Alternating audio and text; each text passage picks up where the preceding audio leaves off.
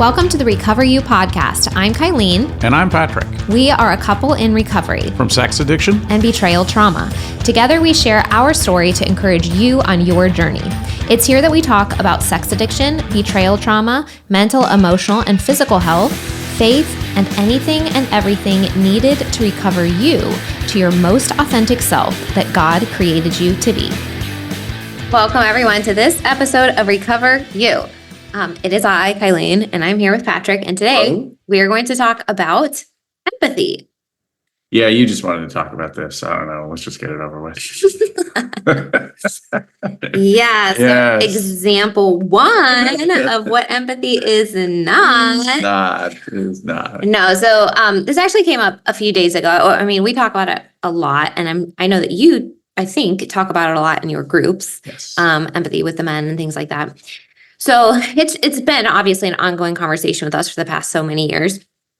I think if I look back, you've always been a really nice, kind person. Like you've always been sort of like gentle and wanting to help other people when you can and stuff like that. Mm-hmm. But you can have those qualities and not necessarily have deep empathy, right? And so today we kind of wanted to talk about what empathy is, how it shows up in recovery for a couple going through this. Mm-hmm. And one of the things that I want to highlight is, why do you think it's been important for you to experience this and how that has helped you navigate this? And then I also want to talk about, because you kind of had the thought about sharing how important it is for the addict to have empathy for the partner who has been really hurt and wounded. Mm-hmm. I really, really want to talk too about how important it is for, if you're staying in the relationship, for the betrayed partner to have empathy for the addict as well.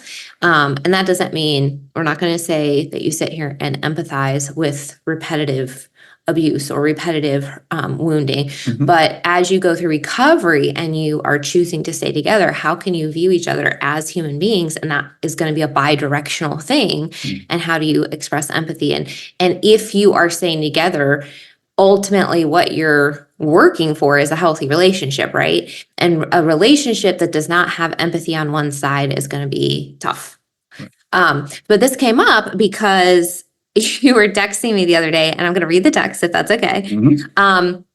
But it's really sweet. And you periodically will have these, I'm going to call them whooshes mm-hmm. of deep feeling mm-hmm. and empathy around our relationship and around everything that has happened and how we've ended up here. And to think of people going through all of this and maybe not having that would be disheartening, I think, to me. Mm-hmm. Yeah. On both sides, right? For the betrayed partner not to feel that from the person that hurt them would be really, really hard.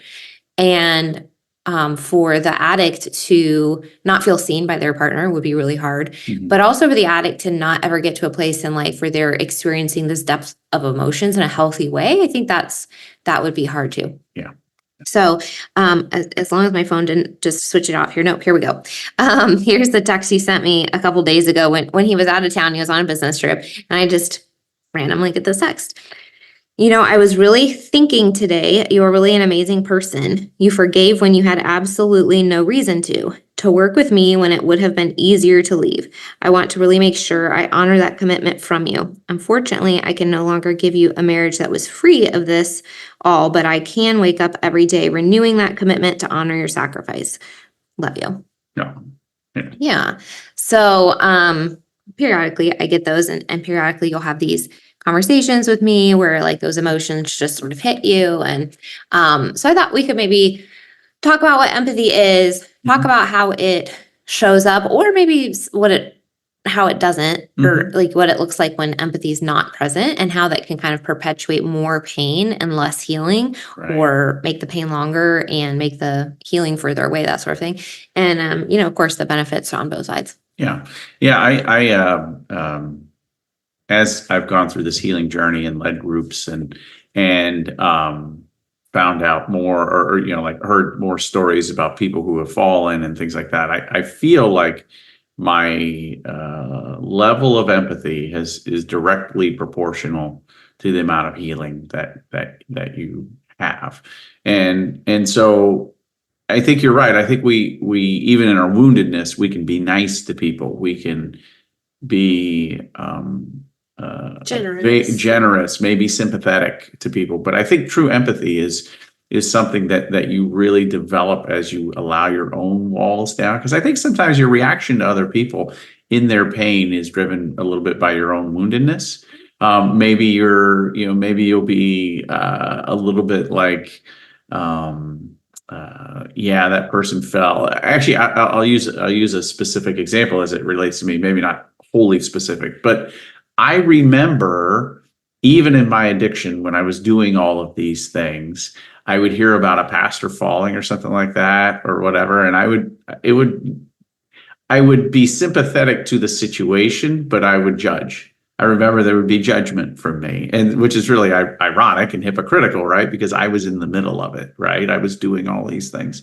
I think now that I've learned a lot about sex addiction and what it does to your brain and what kind of drives you to be there, when I hear of people falling and you really feel for the victims, you feel for all of it, but you really feel for that human being because you're like, unless they're just evil narcissists or whatever, but they probably didn't intend it to get to where they were. It probably was born out of something that happened to them when they were a young person. Yes, they need to be held accountable for earthly consequences, whatever that may be. But I have found myself really judging far, far less, over the last 3.5 years, and just being like, wow, that's a really hard situation.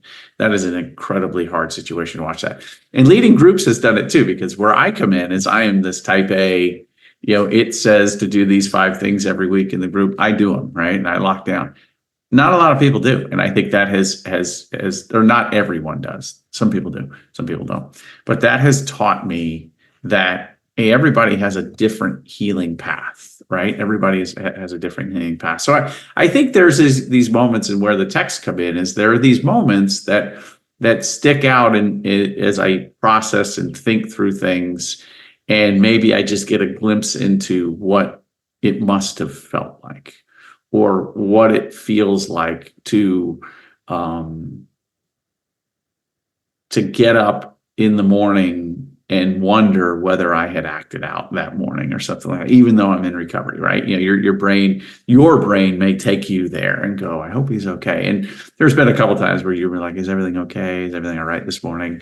Or something like that. And so I think it's been a journey for me. But I believe it's still directly related to how much healing I have been through. Yeah, I would agree that's like I think that would generally be true, at least in the situations that we are in. Mm-hmm. I think some people they have a higher tendency towards empathy just naturally, and other people don't. But I think the concept of learning it and practicing it would be true for everyone, because I think everyone is more likely to feel empathy for situations that they have personally experienced. Of course. Right. So, like when I was diagnosed with cancer, and then all of a sudden I was like, oh my gosh, like I knew about cancer. I knew it was bad, all this kind of stuff. I had no idea what people go through, the stress, the anxiety, like all of these different things that were looped into the treatment, like all this kind of stuff. Like you just don't know until you experience it. Right. And so the actual experience itself can really increase the level of empathy just from a natural process, right? Because you now know. Empathy itself, though, like, is the idea that you don't necessarily have to experience something to be able to have compassion and feel deeply for the person going through it. So in your experience, like you were not living what I was living. You were living something different at the time, feeling really good and really positive, but you're watching me go through this thing and it was really, really hard. And so I think in some situations, you're going to be more prone to naturally empathize when it's something that registers to you because you've maybe experienced it in your life or your family or something like that. But empathy outside of that is going to be more about, and I think you might have a definition, right? But it's going to have more to do with picturing and right. almost really, you asked the questions like, what is this like for that person? And kind of sitting with that, which to me, I would assume for most addicts would be a little difficult, at least in the beginning, maybe not, but maybe not for everybody. But I'm just thinking that requires the ability to sit with an uncomfortable emotion and let it be. And part of what naturally goes into addiction is not liking to think about, sit, or feel with uncomfortable emotions. And so I would imagine too, when people struggle with empathy or don't have a lot of empathy, that would just be a continuation of that pattern, right? It's like, well, I don't sit and dwell with negative emotions. And so I'm just going to assume that maybe you shouldn't. And so why are you wallowing in this, or, whatever, as opposed to being like, I can really see how you would perceive this as, right? Well, and we're going to talk about this a little bit later too, but it's like, what emotion are you showing early on in recovery? I think a lot of times what will happen is empathy is not, I'm such a scumbag, no wonder, that's more of a shame reaction versus, boy, what I did has really crushed her nervous system. She's having a hard time sleeping. That's more about the other person. Whereas your shame reaction is a little bit more about you. I don't necessarily want to assign selfishness or whatever, but you're really kind of internally focused there. You're like, I'm bad. I need to get away from this person. As opposed to, even though I did this, I need to stay here. I need to offer support. I need to do whatever that may be. And if she tells me to, in a fit of rage, tells me to leave the room, I don't yet. I check in and make sure that maybe that is what she wants, but let me just be present and kind of follow up. So yeah, what you're talking about is working on the avoidant. In other situations, if you need, but what you're saying is like, if you guys do need space, take the space. Take the space. But we don't want to communicate that you're not listening to each other and like overriding what the other person is saying. So I guess if I could, I do have two definitions of empathy, and the first one is just Oxford's definition, which is a good one, but like most Oxford definitions are relatively sterile. And then the second one is a much more broad definition. So Oxford says the definition of empathy is the ability to understand and share the feelings of another. So you understand it and you share it. You're feeling it. You can imagine what they're going through at the moment. You can really kind of you maybe feel it in your body as what that is. So the anguish, you feel the anguish, and maybe it's like a good movie. You watch a really good heart-wrenching movie and you cry and really, because that maybe you're feeling that, and maybe that's what good movies will do, is they pull your sense of empathy out of you, right? They've created a storyline where you relate to the character. Right. Yeah, there's been a lot of great character development. So, but I think I found this definition is by somebody by the name of Roman Krznaric, and the definition is: empathy is the art of stepping imaginatively into the shoes of another person, understanding their feelings and perspectives, and using that understanding to guide your actions. So I think it adds a couple more things that the Oxford definition does not. It talks about actually walking a mile in the shoes of the person, understanding not only the feelings, but the perspectives of that, and then using that information to act upon it. So how are you going to approach that person based on your understanding of their feelings, deep understanding of their feelings? So this is where I kind of want to talk about for just a minute, the betrayed side, having empathy for the addict. So again, sort of just clarifying, I think most of the people listening to the podcast are people that want to heal and are good people who did a bad thing and are, non-abusive, physically, verbally, hopefully, and all these kinds of things. Like that's not part of the picture. It's specifically like this thing in their life that was really bad. And in other areas, they're sort of living a normal life. Okay. So we're going to make that assumption when we say this. When you were talking about that though, it is, read that second part of it. Understanding their feelings and perspectives and using that understanding to guide your actions. And you were talking about walking a mile in their shoes and stuff like that. So for the betrayed partner now, second little caveat, we're not, you're going to be thinking about survival in like the first 6 months. But as you continue to navigate this relationship, if reconciliation is on the table and you're choosing to stay with your partner, it's going to be important for you to be able to think about why they did what they did, how they got into that position, how it made them feel, and how recovery feels for them.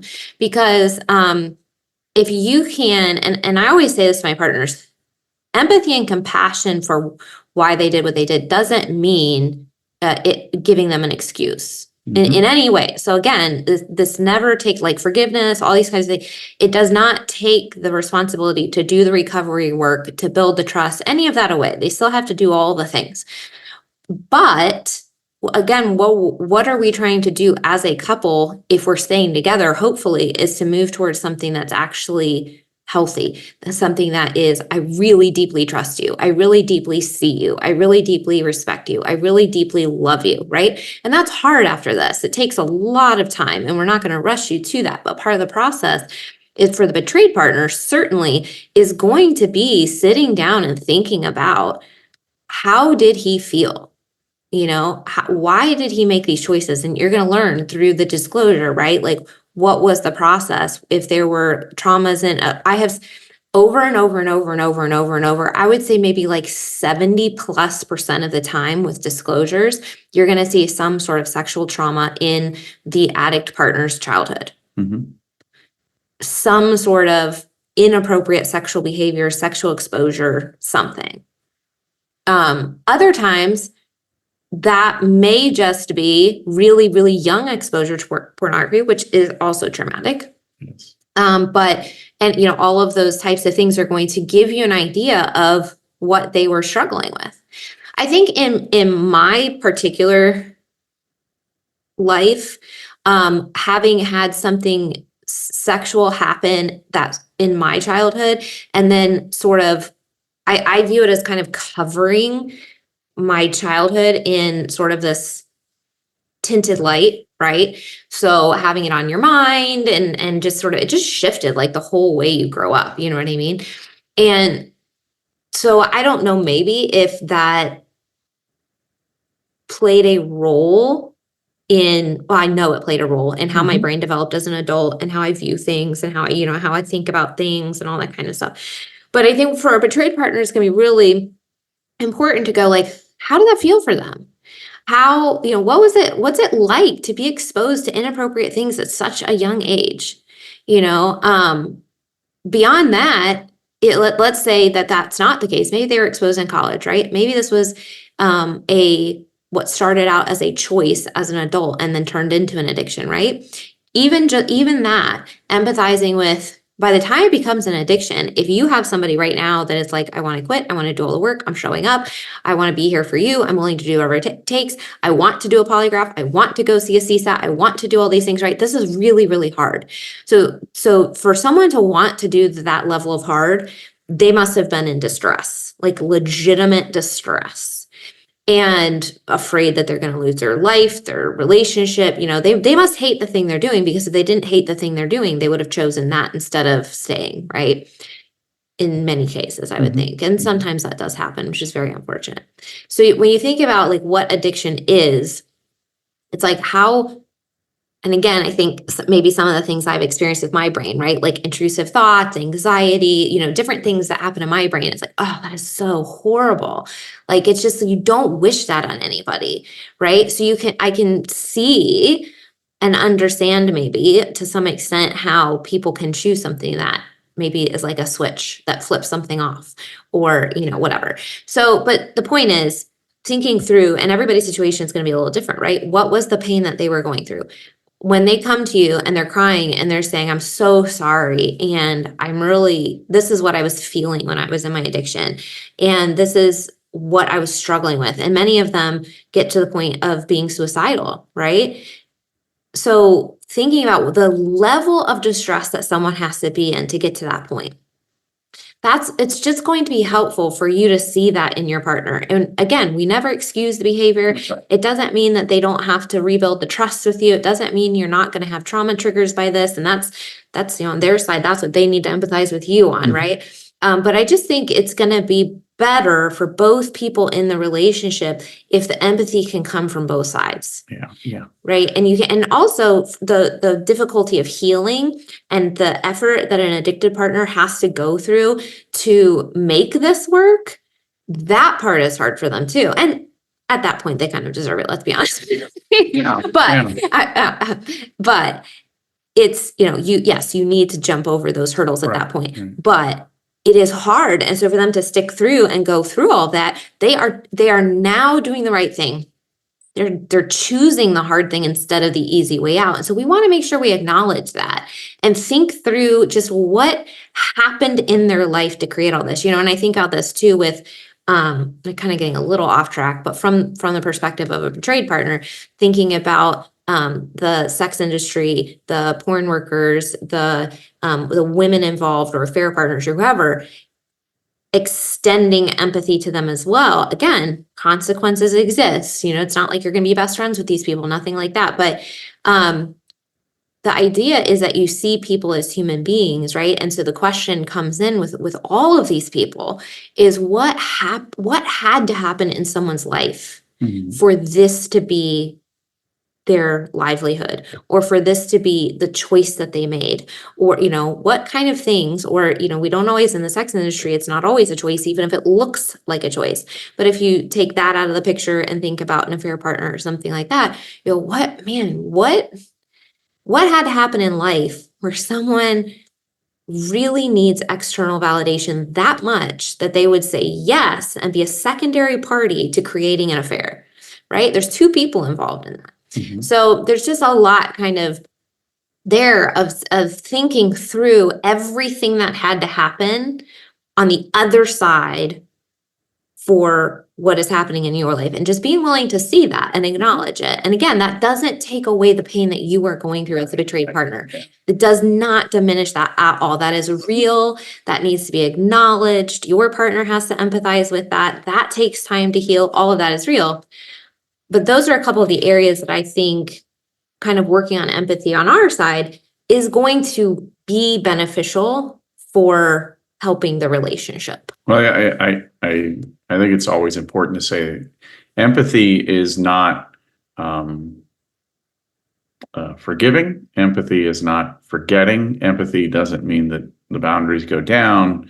Empathy doesn't mean that people get let off the hook. Yeah. It also doesn't mean that, like, if the addict is in really, really, really good recovery and he's feeling really, really good, and then there's a trigger. Empathy doesn't mean that maybe you have a little bit of emotion and then you're like, oh boy, you know what I mean?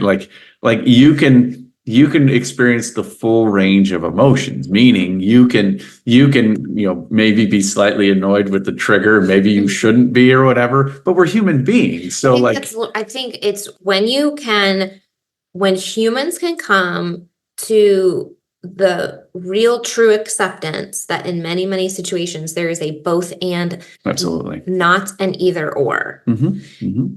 That is when it's like your universe just expands tremendously. Both and changes the game when you can simultaneously hold two things.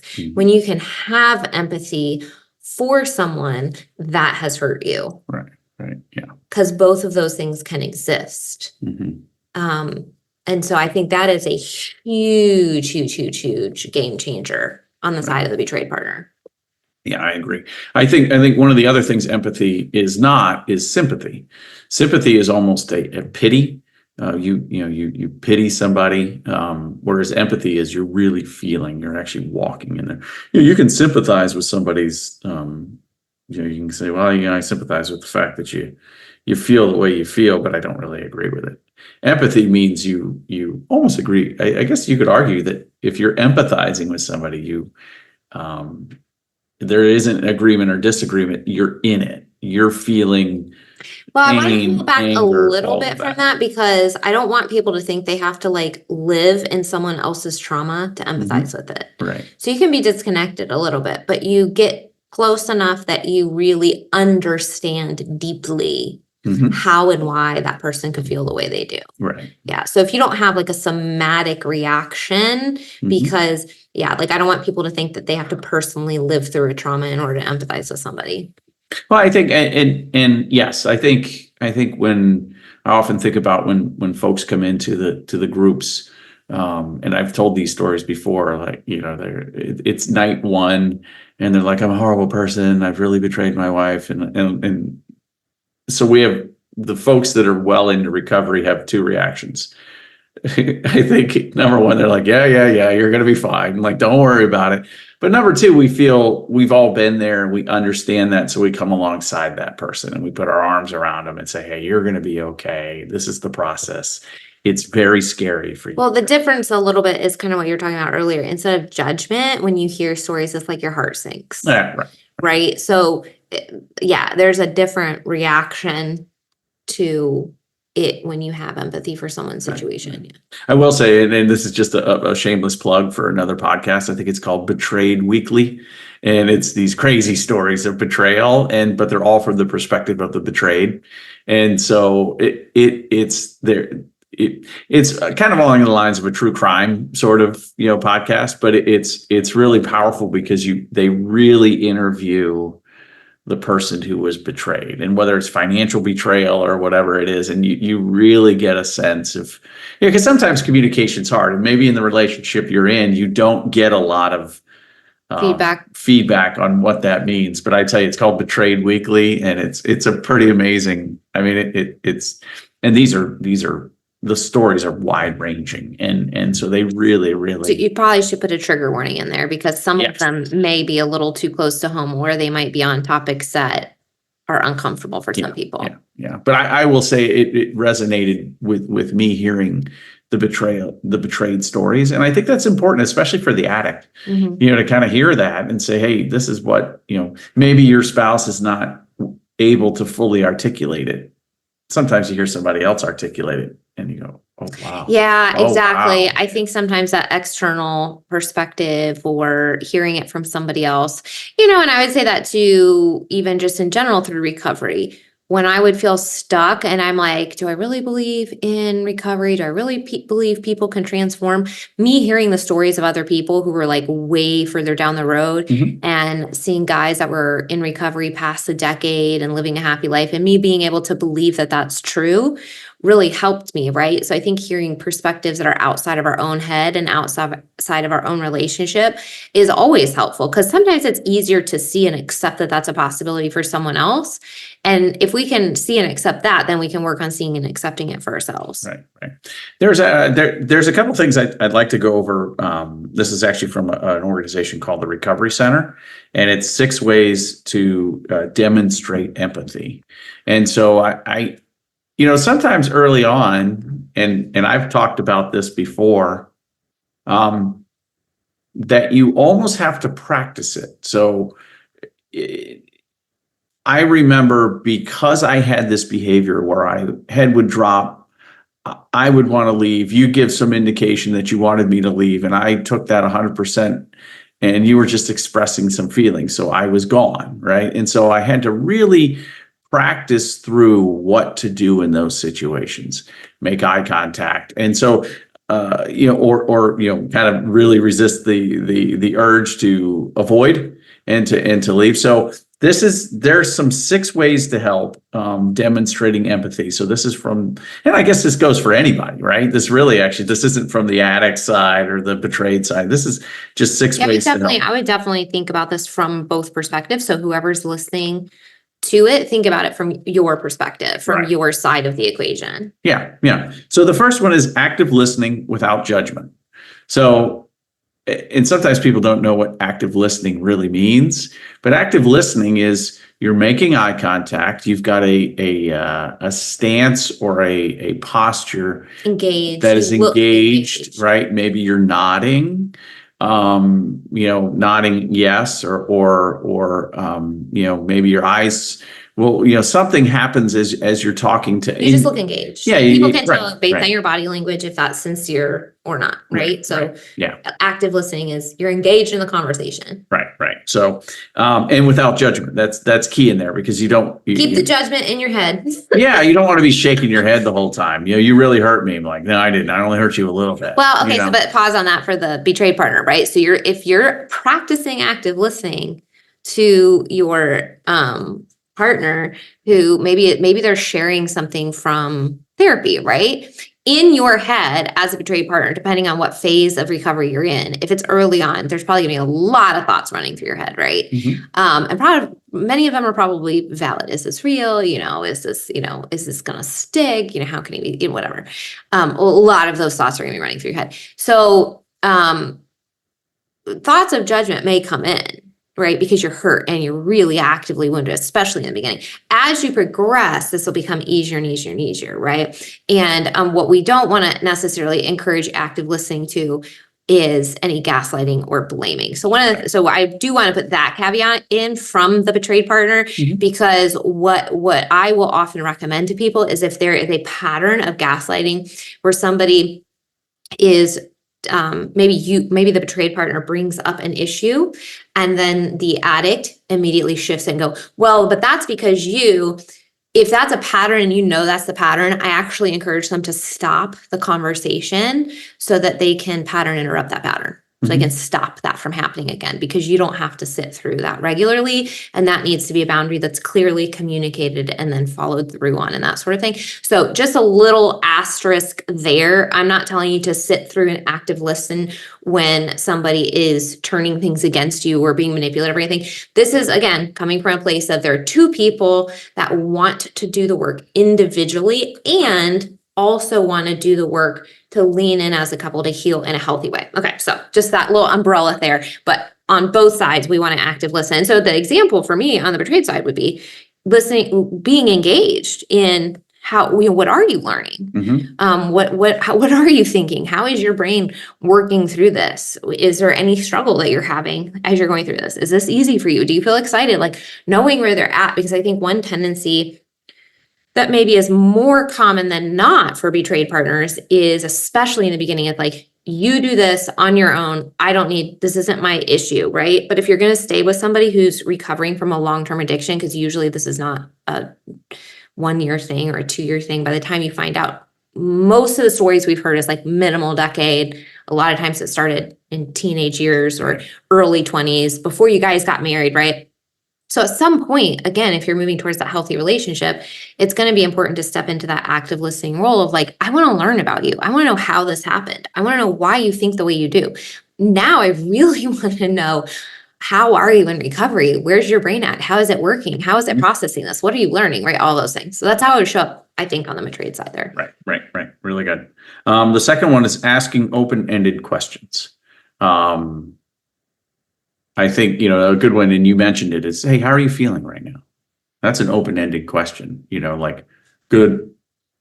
You also, if you're asked an open-ended question, you want to give an open-ended answer, feel free to range. Don't, hey, can you tell me how you're feeling in this thing? I'm feeling fine. You want to give an answer that encourages conversation. That's right. Yeah. That's right. So, and deepens understanding.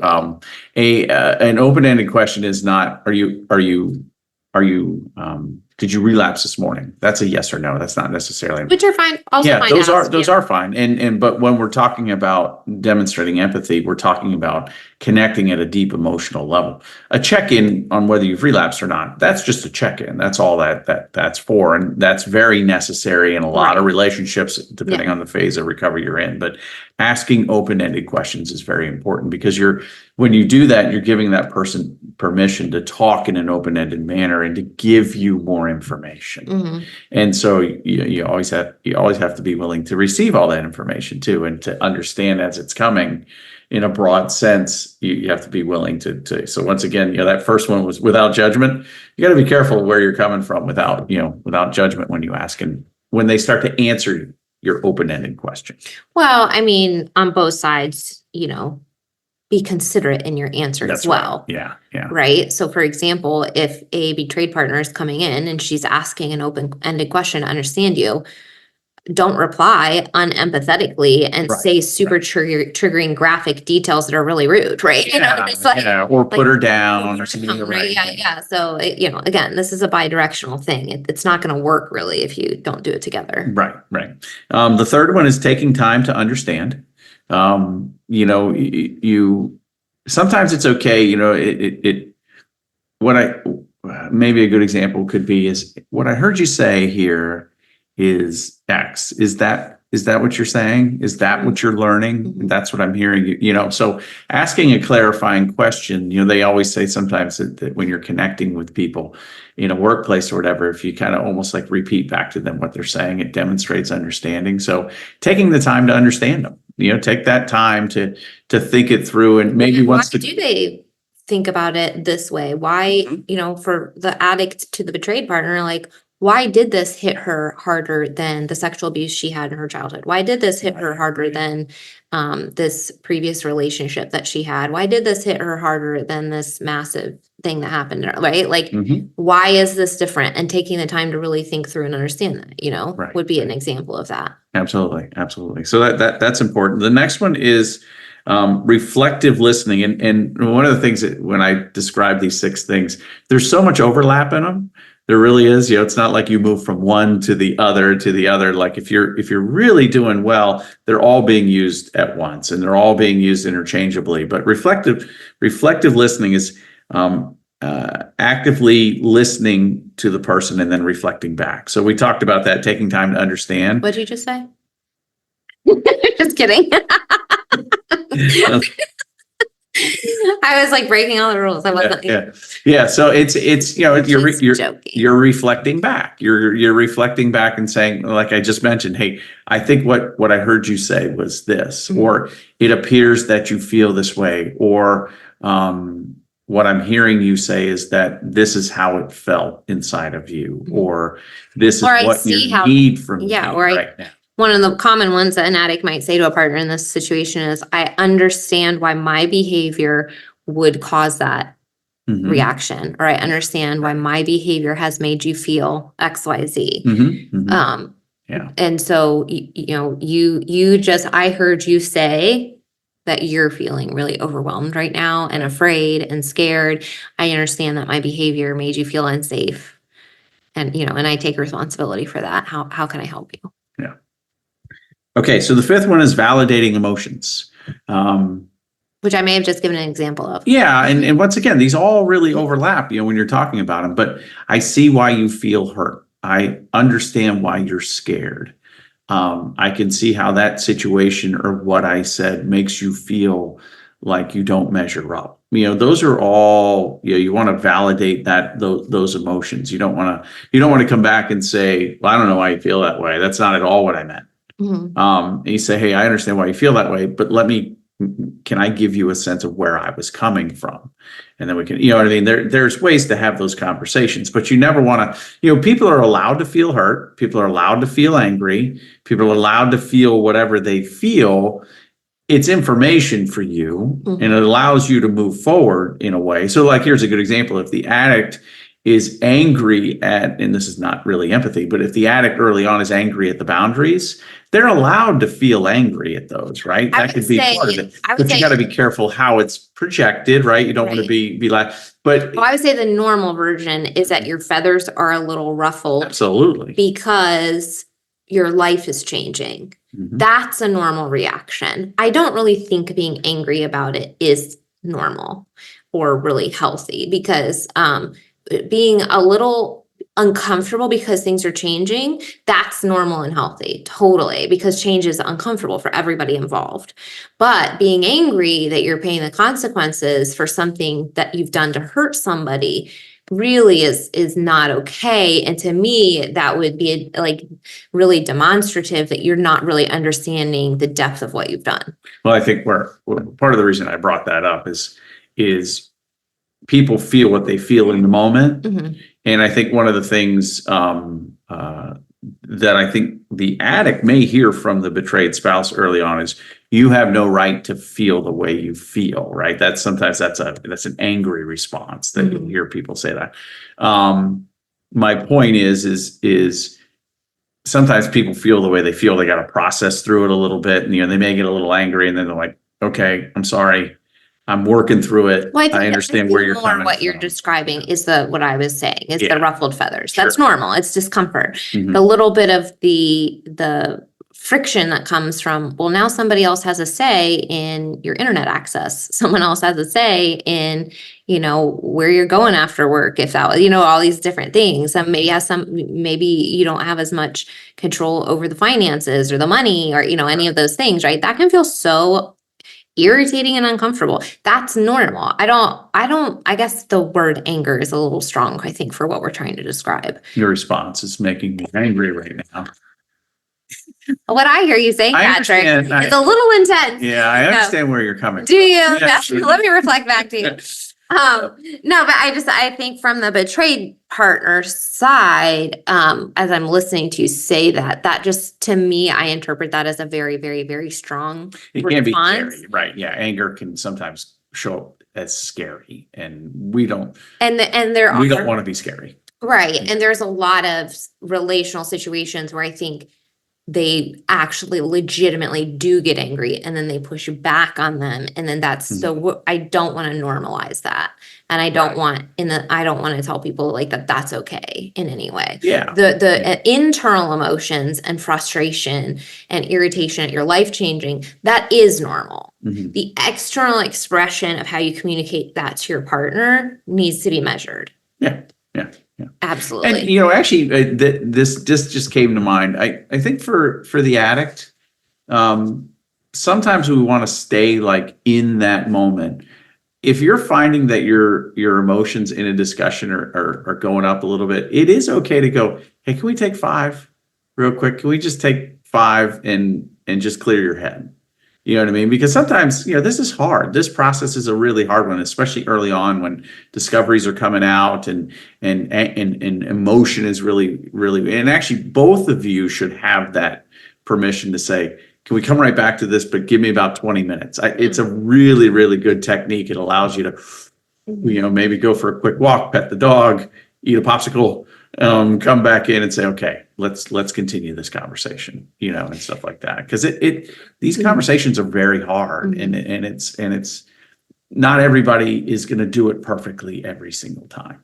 Right. And yeah, we definitely don't want to lay that as the expectation either. This is what, like we mentioned at the beginning, I think this is a practice, and also in our communication episodes too, right? Like we have 2 episodes all about communication, about different techniques that people can use, different little acronyms you can use to remember. And also what you just said, I give my partners permission to, walk away and things like that, because you do want to, if you end up in patterns, you, as a couple, you could have really negative communication patterns before any of this happened. And everything that you're going through right now is only going to exacerbate anything negative in your life, before, during, whatever.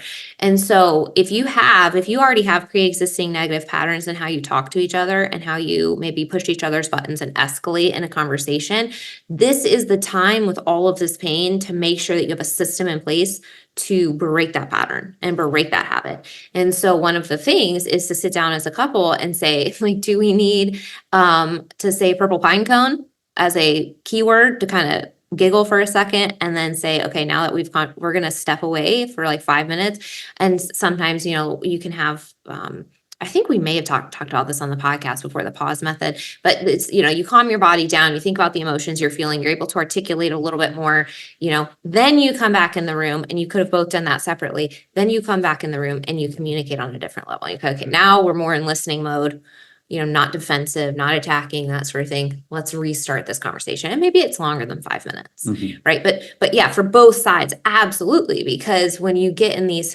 patterns, if it does become a pattern, and again, this is more like 6 months plus, right? You've gone through disclosure, you've gone through in the beginning, when you're being found out, like things are going to explode. Like, I mean, it's just, it's hard. Oh, yeah. It's rough. We're talking about like when you guys are through that first phase and you're trying to engage as a couple, you're trying to communicate better, you're trying to get a healthy relationship. These are the things you're really going to want to identify so that those patterns are broken.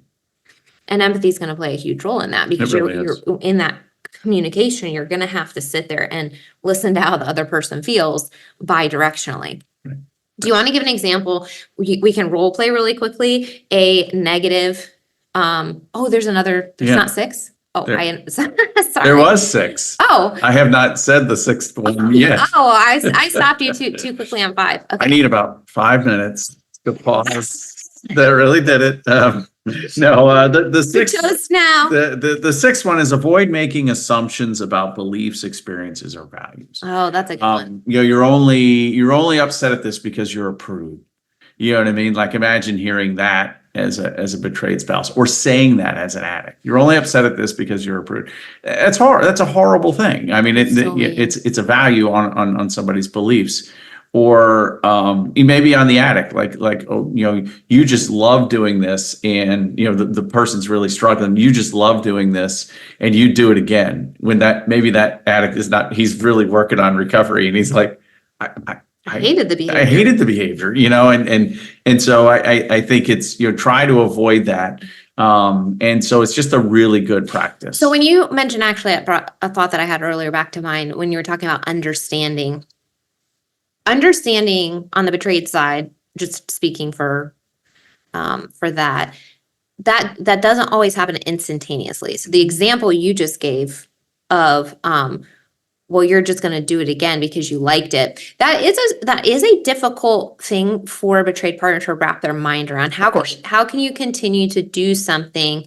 And these are actually a lot of the types of questions I answer in my coaching sessions a lot, because they come up a lot and over and over and over. It's a really common, these are the fears, right?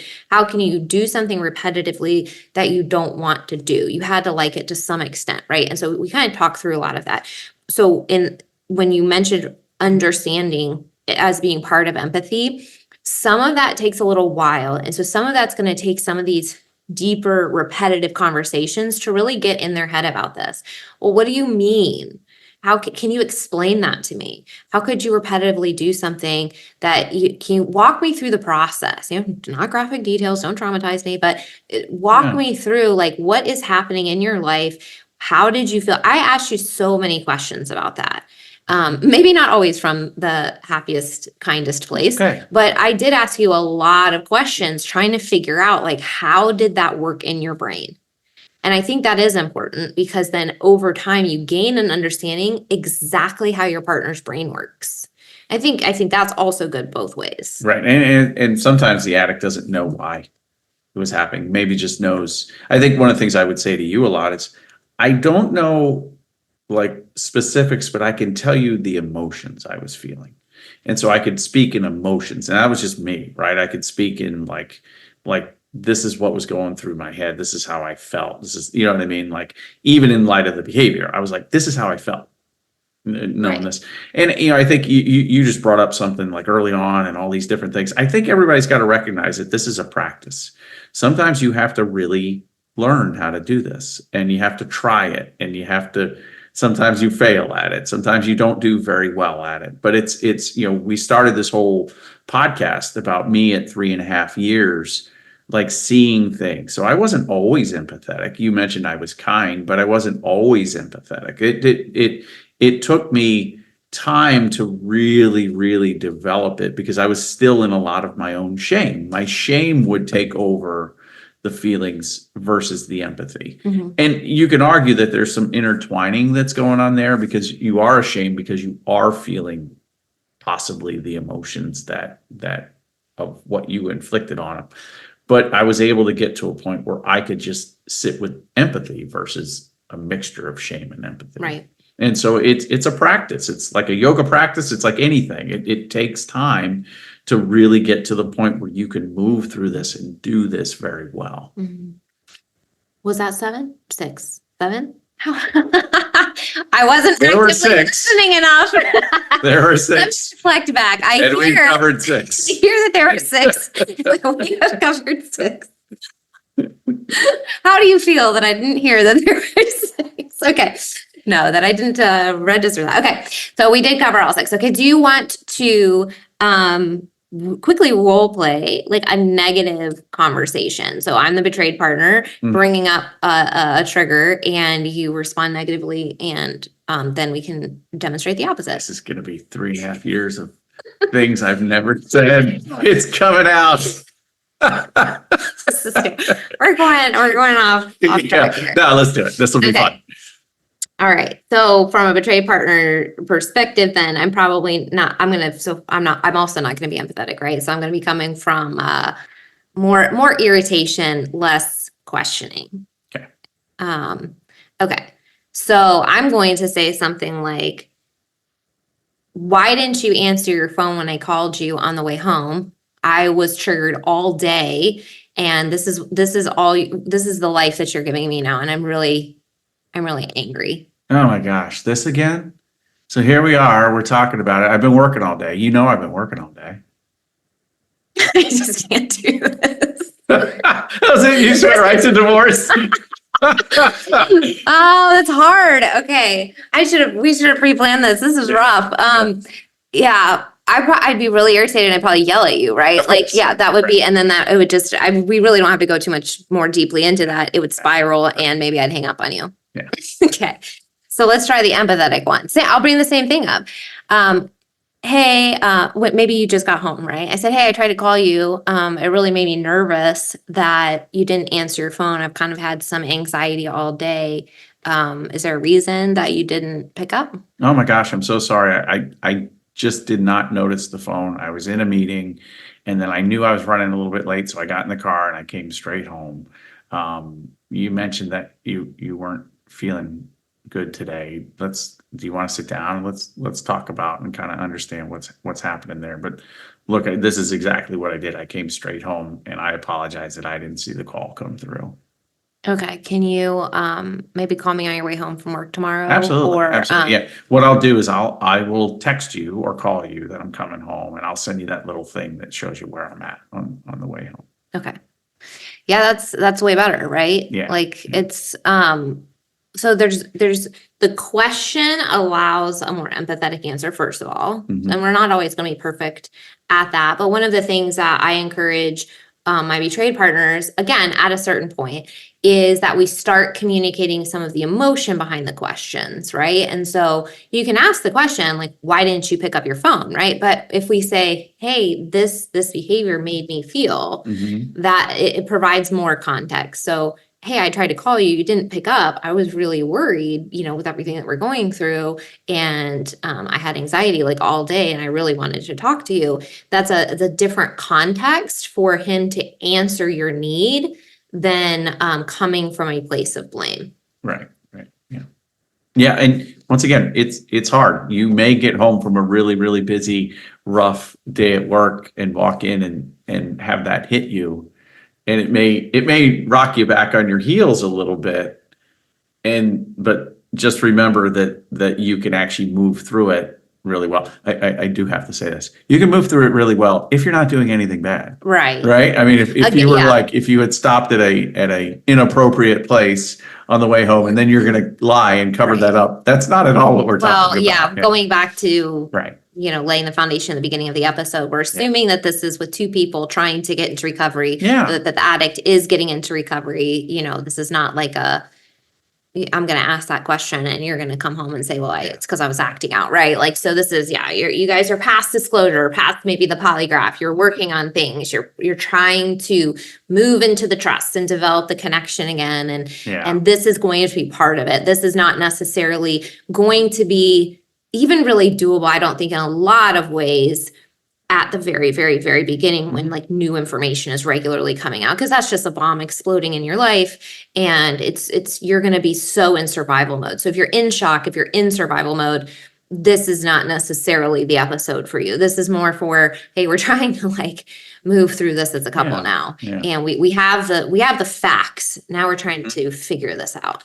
I wanted to kind of take it extended a little bit. There's something that I think we've talked about this on the podcast before. So one of the things that I have agreed to do, and I think it might have been my boundary, but if it was your boundary, it's just become a personal boundary for me now, is I don't turn on any TVs in hotel rooms, right? Mm-hmm. And so I was thinking about that the other day as we were kind of talking about doing this. I was like, sometimes empathy, we will talk about it from the negative side, right? We'll be like, man, this must have really, really hurt you, and this is how you must have felt. But you can flip it. So this hit me when I was going through this on Thursday night when I was texting. I was like, the amount of safety and probably calm that you feel knowing that I'm not going to turn on the TV in hotel rooms, right? So that's that was something that was hitting me as like a positive empathetic thing. Like the amount of you know, calm that you must feel knowing that you wake up in the morning, you hear me working out downstairs, right? You probably, there's probably a sense of comfort.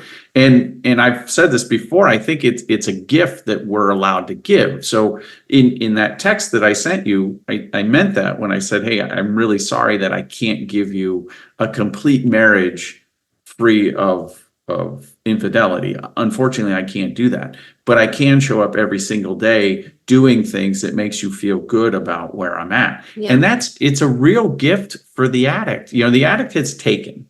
That's what the addict's done. The addict has just taken. This is a real opportunity with empathy to give.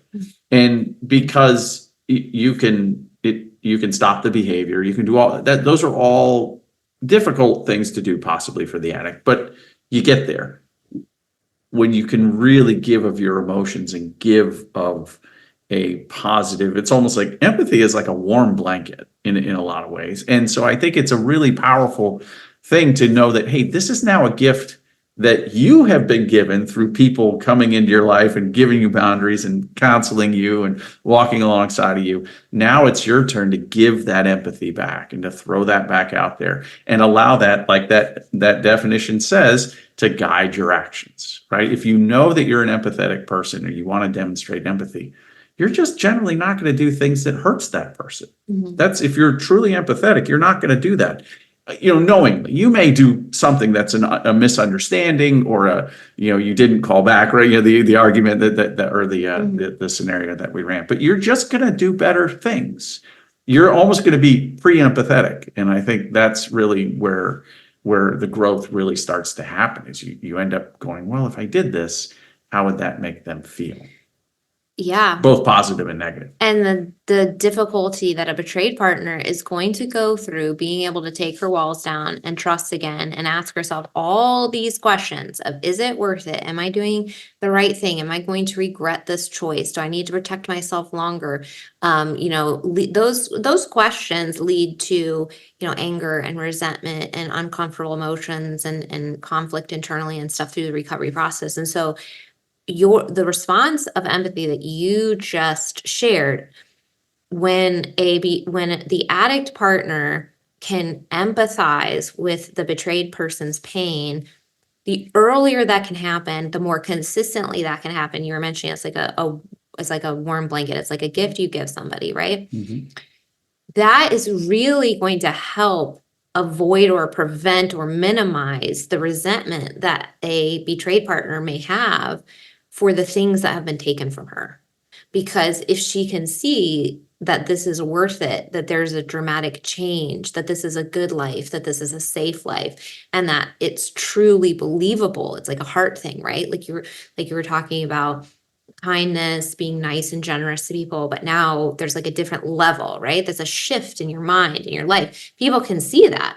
People can notice that, right? So when empathy, it's for the betrayed partner, when we feel it's not just about your recovery that makes us feel secure, right? Like, okay, great. I'm like so happy for you that you're doing the right thing, right? Yay.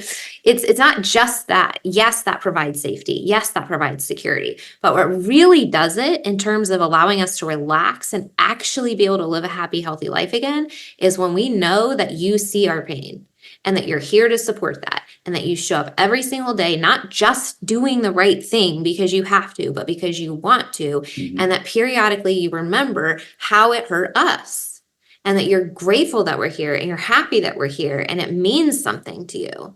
That shifts, right? Now we're working to make something together that's good. And simultaneously, when the betrayed partner sees all of that and goes, I value you, I see you as a different person, I understand that you also have been through hard things. Even though you were the perpetrator of my pain, I understand that it came from your pain. And I see that, and I understand that it was hard for you to go through this process. I understand the reconciliation process together has been hard on both of us. I understand this whole thing has been hard for everybody involved, right? When we can both come from that place of empathy, it just heals so many wounds and deepens the trust that you have each other's backs, which ultimately is what you want to feel after all this, because, the betrayed partner kind of feels stabbed in the back, right? So when you're able to come at it from those perspectives, and again, this takes a lot of healing, this takes a lot of individual work, and then it takes a lot of work together to get to that place, but you really feel like a team. And for me, the most uncomfortable places of our relationship together has been when I feel like we're not on the same page. And like the safest is when I feel like we are aligned and we are moving towards the same goal and we are working together as a team. And that, I think, empathy plays a huge role in that, because they talk about the word intimacy is into me you see, right?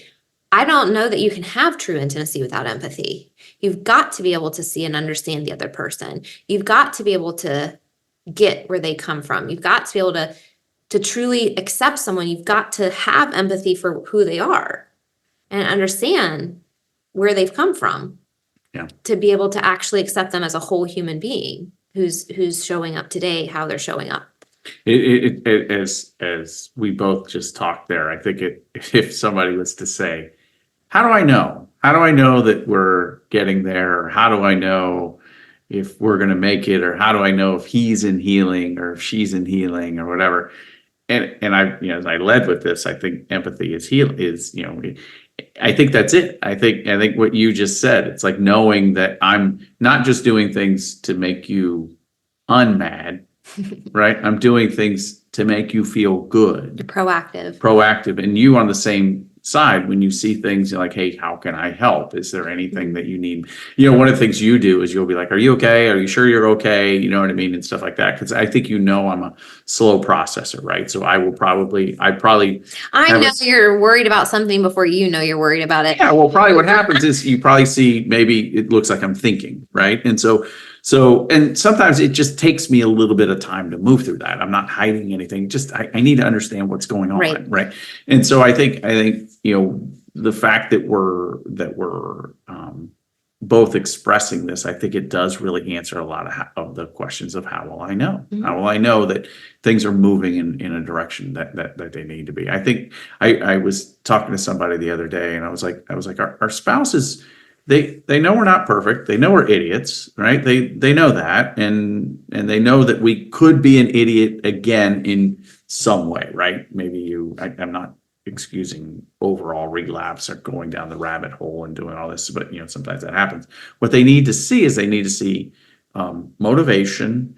They need to see empathy, right, up there.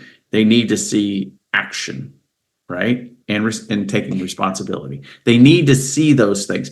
And everybody's healing pattern is a little bit different, right? Mm-hmm. There's some things that could happen, and as the couple is learning how to shut things down and boundaries, it may not be, lucky for me, we were Fort Knox on day one, right? But sometimes it takes couples a little bit of time to get there. Mm-hmm. That's why I'm saying, yeah. But if both of you feel directional in a way of how you're moving, that helps this whole process as well. Mm-hmm.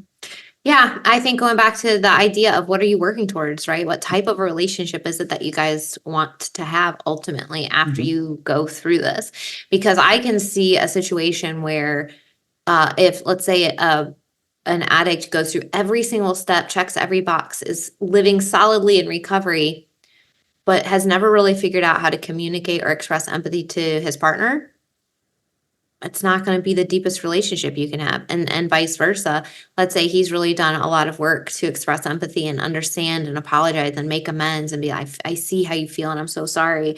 And he's never received any reciprocal empathy for an understanding for the work that he's doing, or any understanding or empathy for the pain maybe that led him to self-medicate or anything like that. You might stay together, but that's not going to be the deepest relationship you can have. Yeah. I think it could be very difficult not to feel that from your partner, I think. I remember one of the most meaningful things you said to me during recovery in light of this is you empathized with kind of the previous relationship that I had been in the car accident and all of that. There was a definitive moment, and you knew all the stories and all of these different things, but it was through recovery, as I was trying to process some of that, you actually said, I'm really sorry you went through all of that. And it was like, it was a really, and I knew that you had already, Might have said, it never really registered. I think it hit me like how big a deal it was for you or something like that. Because I think part of it, when you were talking to me about this recently, is I don't think you had registered right, a lot of the depth of how traumatic everything was. right. And that's come up a little bit more through this process and yeah.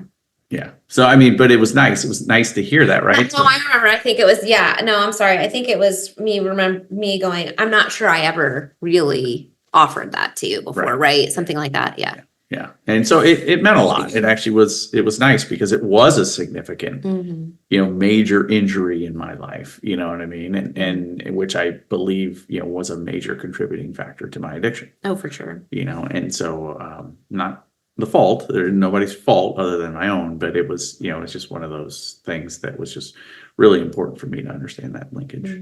So. Yay, well, I'm glad we did this episode. Mhm. I hope it has a few little nuggets. Most of all, I hope it brings hope. So, if you're out there and you are plugging away at recovery on both sides, you both really like each other, you want this to work, that sort of thing.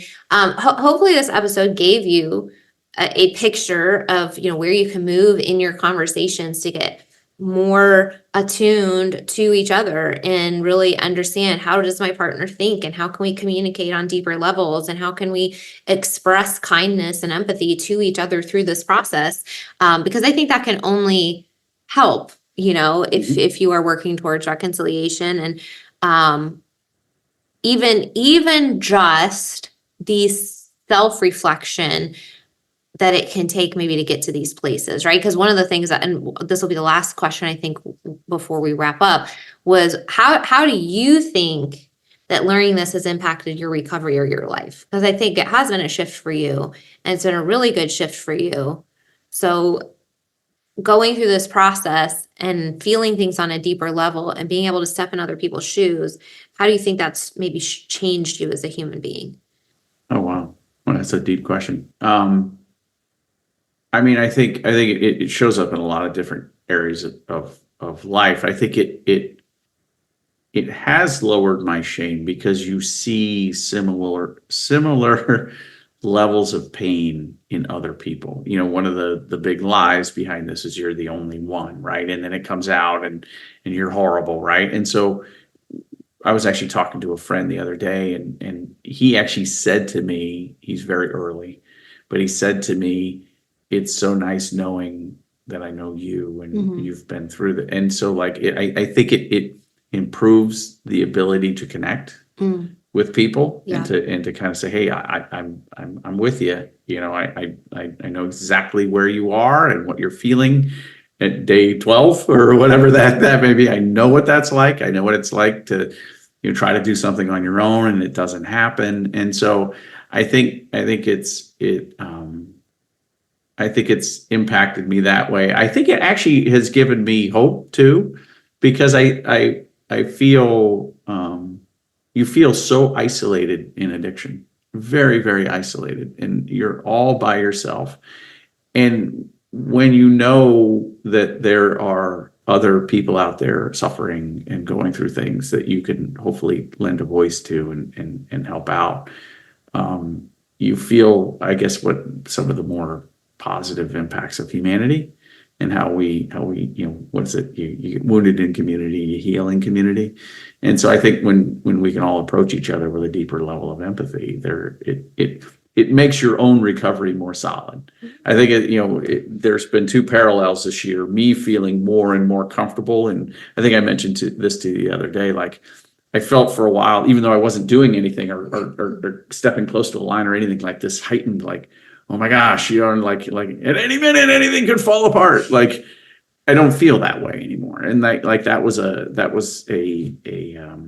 gift that I think has come out of the third-ish year of recovery. We're actually in our fourth year. Fourth year, yeah, sorry. Fourth year of recovery I'm very confident where I'm at. I have, there's I think it's because I've probably learned to demonstrate empathy towards myself in a lot of ways too. Yeah, we said like a whole other episode. Yeah.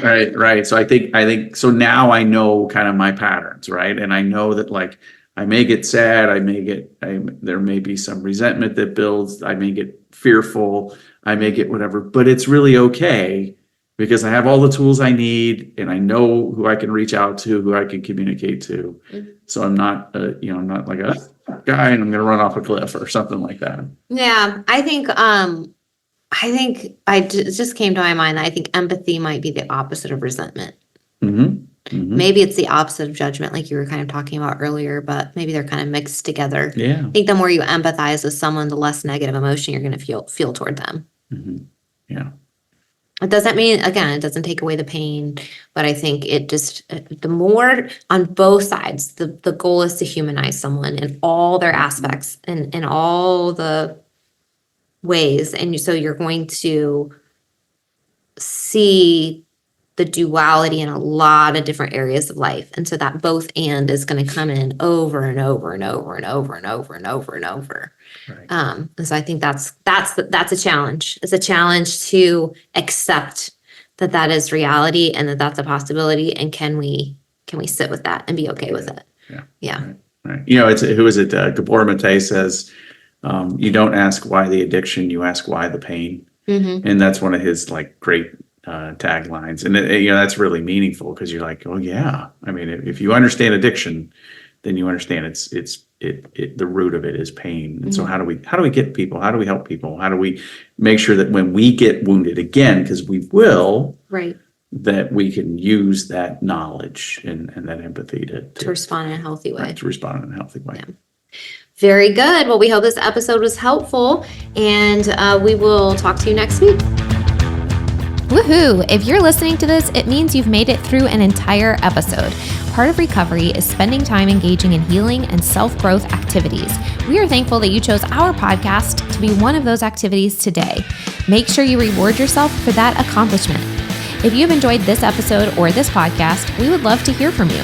Please take just a few moments to leave a rating and review, letting us know your experience with Recover You. We not only love hearing how these episodes are helpful, but ratings and reviews help others just like you who are searching for recovery information and support find the podcast too. We can't wait to hear from you. See you next week.